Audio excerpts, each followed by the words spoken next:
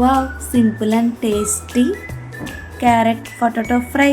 అలా పప్పులోకి కొంచెం ఫ్రై తీసుకొని నంచుకొని తింటే ఉంటుంది. మరి చాలా అంటే చాలా బాగుంటుంది. ఒక్కసారి ట్రై చేయండి, మళ్ళీ మళ్ళీ చేసుకుంటారు, అంత బాగుంటుంది. మరి చేసేద్దామా? ముందుగా స్టవ్ ఆన్ చేసుకొని ప్యాన్ పెట్టుకొని అందులో ఆయిల్ వేసుకొని ఆయిల్ కొద్దిగా వేడెక్కిన తర్వాత ఆవాలు, పచ్చిశనగపప్పు, అందులోనే మినప్పప్పు వేసుకోవాలి. పప్పులు కొంచెం వేపుకోవాలి దోరగా. ఈ పప్పులు కొద్దిగా వేగిన తర్వాత అందులోనే వెల్లుల్లిపాయలు, తర్వాత జీలకర్ర వేసుకొని కొంచెం వేపుకోవాలి. ఈ వెల్లుల్లిపాయ జీలకర్ర వేగిన తర్వాత ఎండుమిర్చిని కూడా వేసుకుని వేపుకోవాలి. అవి కొంచెం వేగిన తర్వాత అందులో తరుముకున్న ఒక ఉల్లిపాయ వేసుకుని బాగా వేయించుకోవాలి. అన్నీ వేగిన తర్వాత కరివేపాకు కూడా వేసుకుని తాలింపుని బాగా వేయించుకోవాలి.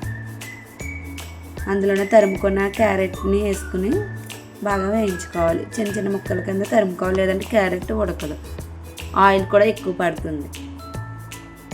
ఇలా క్యారెట్స్ కొంచెం వేగిన తర్వాత మళ్ళీ తరుముకున్న పొటాటో పీసెస్ని కూడా ఈ క్యారెట్లో వేసుకుని వేయించుకోవాలి. క్యారెట్ త్వరగా మగ్గదు కాబట్టి పొటాటో మగ్గింది కాబట్టి క్యారెట్ ముందేసి పొటాటో తర్వాత వేసుకోవాలి.